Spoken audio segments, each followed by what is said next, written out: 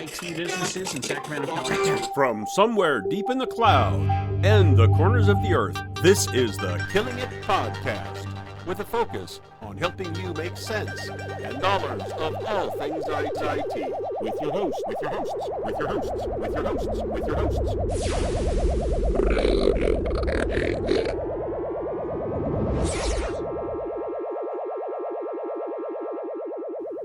Welcome, everybody, to episode 168 of the Killing It Podcast. And shout out thanks to Nye for adding special effects during the Halloween season. She's having good fun with us, so I look forward to hearing her next endeavors with us. And we hope the listeners are having fun because we're having fun with the theater of the mind. all right, well, while we're on the Halloween theme for this month, while you're thinking about the ghouls and the goblins and the gargoyles, gents, what do you want etched onto your tombstone? So I actually have an answer for this one. I've been preparing this for years. Nice. I want a simple statement that cursed is anyone who would attempt to dig up my bones and rebury them at Westminster Hall. This is actually what Shakespeare has on his tomb at Stratford, because everybody famous is either, at the Tower of London or at Westminster Cathedral. So I just want to, see if anybody picks up that it's a reference to Shakespeare. See, I was going to say, Carl, you have an encyclopedia of excellent puns, so I was thinking you might go the direction of a particularly tasteful death pun. I think maybe you need to have multiple statements on your thing. See, my problem is I've been thinking about this. I'm working on a playlist, right, for like the celebration of life after the effect. I want to be the pre-DJ, and these are the songs that I want people to listen to when we go through this.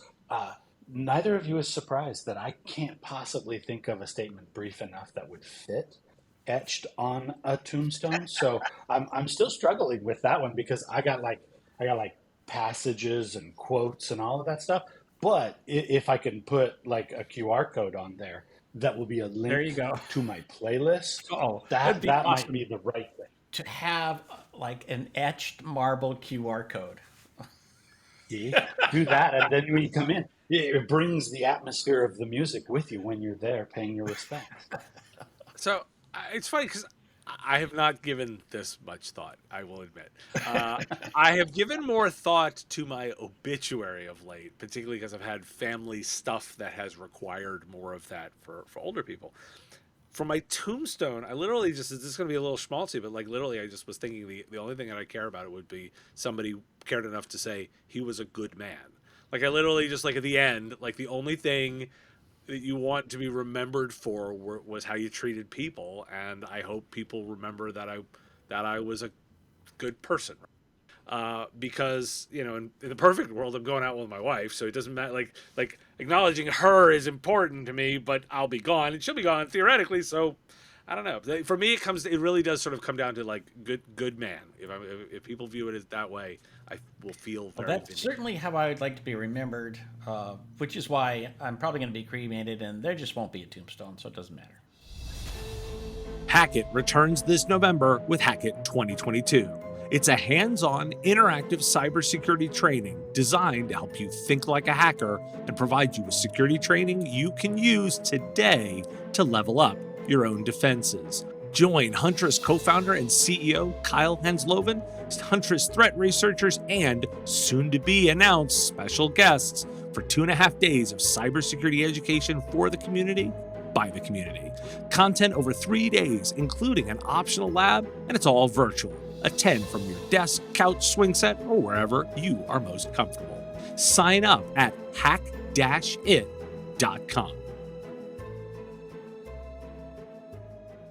Topic 1, we're going to look at some juicy statistics, and we've got a great article, 25 trending tech industry stats from Zippia. And actually, despite the Zippia name, I think there's some really interesting stuff here. To me, the single most depressing piece of this is the fact that the number of women in IT is not only not growing but shrinking as a percentage of those employed in IT. And the most impressive stat overall is the number of vacancies in our industry, which we've often said, oh, we need an extra million people for security. But the final stat on this article is that there are at least 3.97 million tech jobs available, and we don't have enough people to fill them. And that's we're going to come back to that in this show, but that's an alarming shortage of personnel. So those are the two stats I most found interesting in this. What about you guys? See, and I will build off of that, Carl, because as a person who has worked an entire lifetime in the technology industry, I'm often guilty of thinking, well, I've been in technology forever. Everybody that I know is in technology. That dot dot dot. Therefore, everybody in the world works in the technology industry. It is very refreshing to be reminded every now and then that we're as the statistics show, 10.5% of GDP, and in the single digits of the actual humans that are involved in technology. More than 9 out of 10 humans in the United States do not do technology for a living. The thing that I found in these statistics, if you want to read the storyline among them, is it is high time that we of technical backgrounds and jargon and expertise need to remember that 9 out of 10 of the people who we A, serve as customers, and B, who pay us as clients, they don't know what we know. It's not fair to think, well, we said MSP and that means they knew what we meant by that. Because I was reminded this week again, hat tip to the real world, they don't know what that acronym stands for. There's so many people who are our audience who listen to what will tech do and how will it drive the future and what is the impact on every other line of business because of tech. And yet almost all, literally statistically speaking, almost all decision makers do not know what the heck we're talking about. And I think it's on us to learn to speak English or insert language of your locale, right? It's on us to speak regular language, not on them to learn our weird jargon. All right, I had a couple of interesting takeaways, and so Carl, I also noted what you did on the male female. I also noticed the underrepresentation for Black or African Americans, and by the way, that parallels data that I'm putting out on Business of Tech around the leadership teams. You know, data looks a lot alike, so I definitely noted that myself. There were a couple of other things that I noted. First of all, I actually thought Europe was slightly bigger than they are by this tech industry distribution. Europe representing 22% of the market, North America at 35%, and Asia at 32%. I actually thought Europe was a little bit bigger, so I thought that was interesting. They're definitely punching above their weight from a regulation perspective because of their impact, despite the revenue number being smaller. And I thought that was interesting to But it see. is Like, well, also interesting to say it's that big and they're willing to take on that monster rather than yes, saying, oh yeah, like, because it's easy to regulate an industry that's 1% of your GDP. right. I also thought it was No really risk. interesting that correlation of the U.S. tech industry accounting for 35% of the total market, like, and the way it played out in jobs. But there were two other details that I thought were interesting. First off, it is notable that the the way the population distribution works to show it in, like, it is in certain geographies, and they highlight, for example, that Massachusetts only has about 440,000 tech workers compared to California's 1.86 million, but they also have a smaller population, and thus there are more tech workers based on the total population living in Right. Massachusetts. California and Virginia are also close seconds with roughly 5% of their population. So, like, if you think about it from a concentration of tech workers, like, you sort of look and go, oh, California, Virginia, Massachusetts, like, that's where it is concentrated. I definitely know I feel that. I live in Virginia. I happen to live in Northern Virginia, right? So I live right in the bit of that. Yes, I feel that concentration myself. And so I thought that was another detail that I thought was interesting about the geographies. It's interesting to look at it on raw numbers, but looking at it on that take was something that I really wanted to jump into. And then No, and then then the other thing that I also noted was the demographics on age. And I'll give the listeners some insight. I've been spending actually a lot of time recently thinking about this because they noted that 55% of tech employees are 40 years older or older. Um, okay, we have an aging group of population of industry expertise. I'll speak to mine. I am 47, right? And so I look at it, but I think about that in terms of if I assume if I'm 47 and I'm probably going to retire unless some miraculous event, right, in terms of a buyout or something like that. But if I have to work as a career, I'm working another 20 years, right? 67 being a very standard quote unquote retirement age. I have an opportunity and my age limit to be a fundamental leader to younger generation of tech workers for a very long ramp where those 50 and 60 somethings are going to retire obviously earlier than me. And I've been thinking a lot about that positioning from a engineering leadership perspective. And I think it's kind of interesting because we may, in a way, like the three of us represent different stages in that evolution. I'm on the young end for that one. And so I looked and said, like, that's an interesting position. Anybody who's in their 40s right now in tech is kind of interestingly, uniquely positioned to ride that leadership growth because there will and should be more young entrants into this space. Well, see, Dave, and I'll take that a step further, right? To combine where Carl started and where you wound up there, it is never too soon for somebody in the tech industry to think of themselves as a mentor or a leader to invite in other people. Because just do the math, right? Carl, you emphasized there's nearly 4 million open positions today in the business of technology. And if we say there's technology industry jobs and then there are technology occupations, right?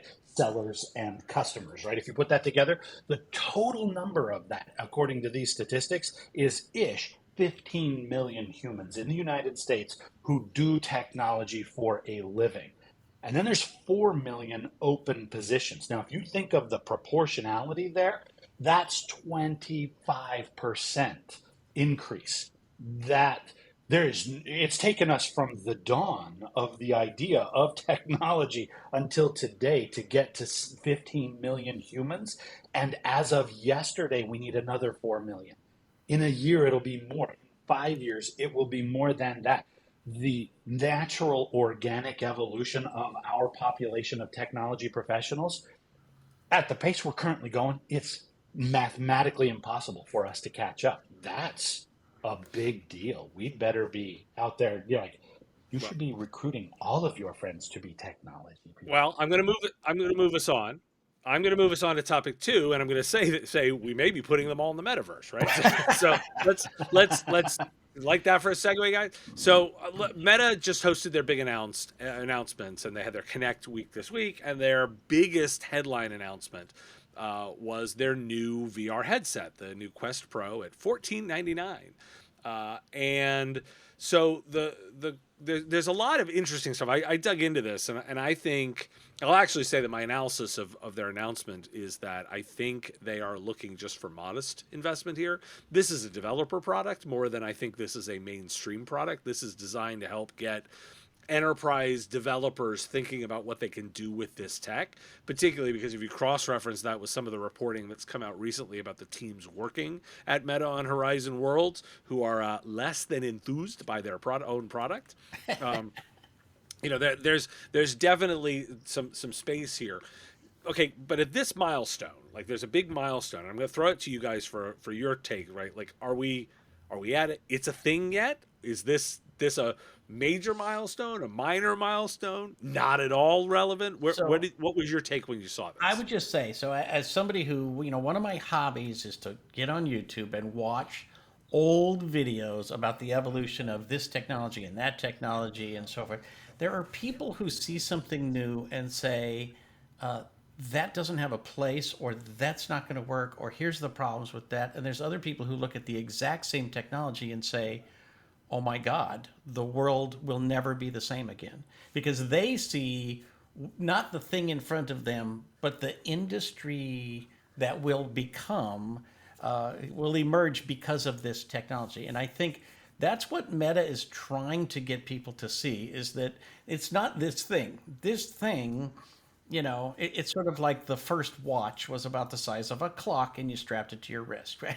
But then it gets smaller. You have to be able to see this will get smaller, or will be integrated into normal glasses, and Mark Zuckerberg will not look like a dork forever.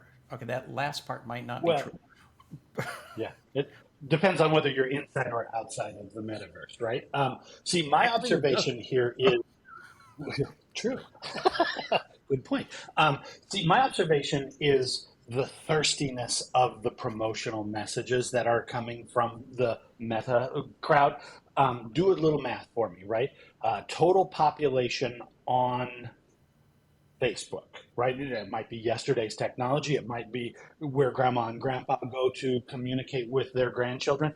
We might have whatever feelings we have about Facebook, but there are 3 billion unique monthly users on Facebook. Do we know what the number is on Horizon Worlds, the centerpiece, the crown jewel of the metaverse today? It's about 300,000, and that's not distinct humans. That's it's some fishy metric that they're using to indicate the number of logins essentially that are happening over there. 300,000 compared to 3 billion. And yet, if you read the article that we're linking to in the show notes, the quote from the leader, the guy who owns this in the world of Meta and is talking about it, his comment was, we don't know exactly how long it will take to achieve full distribution in the marketplace, but we are confident that we are beyond the elbow of the curve in rapid acceleration. If 300,000 is the elbow in the curve, you're never going to get to 3 billion. It's like the math just literally never adds up. And to your point, Dave, the memos from leaders inside the organization begging or requiring employees of Meta to use it and for managers to track the number of logins of their employees because they don't want to log in because they're not having a good experience. My ultimate takeaway on this, right? And Dave, you kind of touched on it. $300 for a device from Meta that you and I might buy and use out there. $1,500 for this new pro version. You're not going to get massive adoption here. You might get developers who are going to build reasons that we will ultimately come here. But even the people who are super enthusiastic, right? Like one of the articles that we've linked to here, he loves it and he agrees that VR is a thing and it will be the future, and fully bought in on the concept that VR is going to change the world. And at the end of it, he goes, oh, and by the way, there's still that minor issue of, I wouldn't call it nausea that I had after I used it. It was more akin to the feeling of that you get when you read a book in the back seat of a bumpy car ride. And I was like, dude, that's what they call nausea. And if that's the dictionary definition of that. And if that is legitimately still the physical sensation you get out of this thing, there is no use case that I can possibly imagine that will achieve mass market coverage and adoption until they figure out some of those existential questions, right? I see the universal business applications. I see the benefits in manufacturing. It's never going to become mainstream if it's still car sick. So let me observe something that you actually sort of said, like mainstream. Okay, well, what is mainstream? And hidden within this noise was another set of announcements that I think is the one I want to highlight as well, is that Microsoft is in fact partnered with Meta to bring Teams, Office, Windows, and Xbox to the platform. This was two takeaways that I thought were interesting here. The first was just the Meta's not going to try and do everything, right? That they have recognized that we're not going to necessarily do everything, and so the importance of the work layer, bring the people that specialize in there. The second is that it actually spoke to Microsoft's strategy so strongly of be in all the places, right? They are now delivering services on whatever platform you want those services on. You use a Mac, you use an iPad, no problem. You use, you use an iPhone, no problem. Use Android, no problem. And now use Meta VR, No problem. Microsoft wants a world where Azure powers the whole back end, where their front end is their services, and they're happy being everywhere. And I thought that opens up a space that at least circle and say, if you're looking for one, there's at least one that might be It's a relevant. legitimate strategy, but I have to say, Microsoft is also taking every piece of junk they find and throwing it into Teams. And I think a lot of that stuff is just going to become unused pieces of detritus inside of Teams. I think the real need is that there has to be a killer app, and so far we haven't found it. The weird thing about Facebook being so big and actually having a platform where they could, within their platform, create a killer app that people cannot live without and say, hey, you have to fall in love with this, and the way to fall in love with it is you need a headset. The other thing is, why aren't they giving away this thing to programmers for free? In which case, millions of people who you normally don't include in your R&D are going to suddenly start creating things, and one of them might pop. So Well, just to be fair, we don't know that, right? If you put out a product, you put an MSRP on it and you make it available. And on the back end, you may be delivering them to developers or paying for them or buying them well, out. that may be. We So shall so we see. don't to be fair, we don't know they're not doing that. Yeah, we don't know those things, but again, very practical strategies from both of you guys. The ultimate question you started with, though, Dave, was, is it a thing? And the answer is, if they're satisfied with 300 unique monthly users and calling that a business, Mark Zuckerberg's cash value is going to continue to decline radically. So they need more, and it ain't I think there they're yet only as far as I'm satisfied that they're concerned. heading in the right direction. So sadly, we're Yeah, out of yeah, time on see. that. Okay, so topic number three, sirs. There's been a Thor sighting in the world. Now, not the very muscular blonde individual in the MCU, but an actual product out there in the world. THOR, Tactical Humanitarian Operations Response Vehicle. It is the name, the acronym for a very large bright red Ford F-650 pickup truck that is both a mobile satellite and Wi-Fi device who can project 5G into the world, as well as a coordinating station for all of the emergency services that might be needed in a natural disaster. Now, the reason for this thing appearing in the world, obviously and unfortunately, is the massive devastation that happened in South Florida as a result of Hurricane Ian. That was a terrible situation, and yet it showcased a pretty fascinating piece of technology that is in that devastated part of the country actually providing a remarkable valuable service, right? They're bringing connectivity both for emergency services workers as well as for citizens in a place that used to have internet connectivity and now suddenly unfortunately does not. I want to take it a step further, though, right? Not just in Florida, not just as the result of a hurricane. This strikes me as a massive opportunity. On this show, we've talked at length about gaps in coverage and internet access for rural or remote populations. We've talked about the technological divide that exists for remote workers and whether or not people in certain circumstances can actually participate. I see this as not just something that Verizon would do at the mega level, but something that technology professionals in local applications can actually bring to their marketplace to plug those gaps. A, what'd you think about the service that is currently being provided in a big bright red pickup truck? And B, where do you see this kind of hyper local internet connectivity going in the future? All right, so I'm gonna disagree and go like so. I don't see the opportunity for small offerings for this because the capital expenditure on this just feels like it's so expensive to sit and wait for the occasional disaster.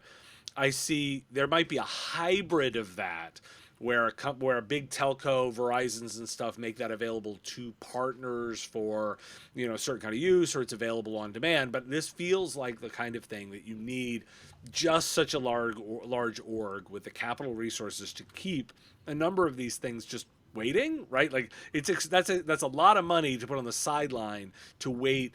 Now, yes, for ever increasing disasters, but at the same time, that's a lot of money sitting in a garage to only go running around the country a couple of times a year. And so I look at this and I go, where I don't understand the economics enough to know where the balance is, where that this is a viable part of the service, or do you do it just for continuity and you essentially have to have it right at some level in order to provide the level of response required to restore service? Somebody needs to explain to me the economics, because that feels like the important bit. It's, I mean, cool tech, right? Like I'm super on board. I just don't understand the business enough to be able to make a call there. Well, I would note two things. First of all, the Red Cross has for decades have these monstrous vans that have every kind of communications equipment you could possibly imagine, so that they can connect. They can take one of the things, drop it anywhere in the U.S., and be able to connect all the local services and get things back up and going, even if the police or the fire don't have their own communication system going. Add internet to that, and you've got basically this truck and that truck merged together. Second thing I would note is, if you recall, Superstorm Sandy left much of New York without internet connectivity for 2 weeks. This puts that back in perspective, and you're like, okay, if there are going to be more Superstorm Sandys, if there's going to be storms that start in the Caribbean and make their way up to Nova Scotia, right? Having a handful of these sitting around waiting, probably for a tanker truck to deliver them, or for a tanker plane to deliver them where they need to go, is really a good thing. But my guess is the best use of it is probably donate those things to the Red Cross and let them figure out where to stage them. See, and I will take this again, Dave, to your point on economics, and Carl, to your point on use cases. I will take this into a radically larger quantity conversation. The economics of this, right? A truck plus, we've had conversations in the past about Microsoft submerging a data center in the ocean, self-contained, eliminating all of the HVAC costs, whatever. If you take your Red Cross example, Carl, and the massive communications infrastructure and equipment that exists in those, this is the miniaturization of a data center in a box, and it happens to live on wheels. It literally could be deployed anywhere, anytime. It begins a couple of years ago with the idea of school buses in rural districts around the United States getting the brilliant idea of deploying a hotspot, a wireless network connection router on school buses, and then going out and parking them in various places in the community. Not only was this connectivity for students on their ride to and from school, but they could go park it in a store parking lot, a church parking lot, somewhere in the community where people fundamentally did not have high-speed internet connectivity, and they could bring it to the people as needed, and it was bridging temporarily a gap in the services.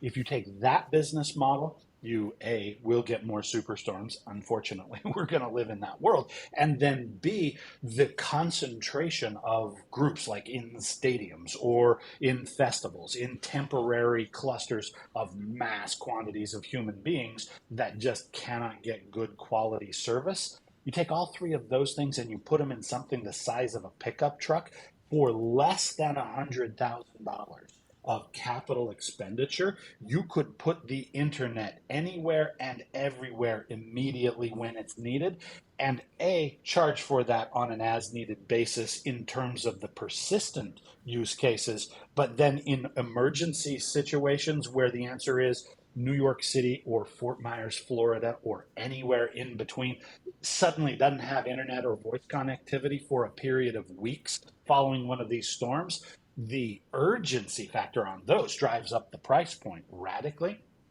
I think all 50 states, in every rural and edge case, urban or suburban situation, needs one of these things, and you will more than justify the continuous subscription as well as the upside for the emergency situation. So I'll say, like, I hope there's listeners out there that go, oh, okay, I get this, and can figure out a way to do this. I'm not that guy, right? I haven't figured it out, but I do hope like that there's some listener saying like, okay, I get it, I get the model, and I know exactly how I'm going to go forth and make some money with that. I will observe, like, in a way that, I mean, it is essentially anti-cloud, right? Because in the cloud, you're trying to push as much of the capital expenditure up into somebody else's. Here you're trying to pull everything down into a distinctly non-scalable resource. That is a different economic model. Yep. Two tiny little notes before we go. One is this thing is not the size of a pickup truck. A pickup truck could fit in the back bed of this pickup In the truck. back of this thing. So It's a and the very second thing cool is, truck. back to the first article of the day, one of the stats was that 90% of Americans have the internet and 10% do not. The problem is that 10% doesn't live in one spot. They are spread out into the furthest, regions, away from a city center. So this isn't the answer for them either, sadly. Well, no, it's not. But Dave, just one quick observation. To your point, this is not the anti-cloud. This is the cloud in your town, right? This brings it to you, and at the time when you might most desperately need access to it. So your cloud in a business model. big red pickup truck. Big red chicken. Cool truck. And sadly, now I can say that will bring us to the end of episode 168 of the Killing It podcast. Thanks for tuning in to the Killing It podcast. Please share with your friends and tell everyone to subscribe on iTunes, Stitcher, and all the podcast places. Join us next week and help us keep killing it in the technology business.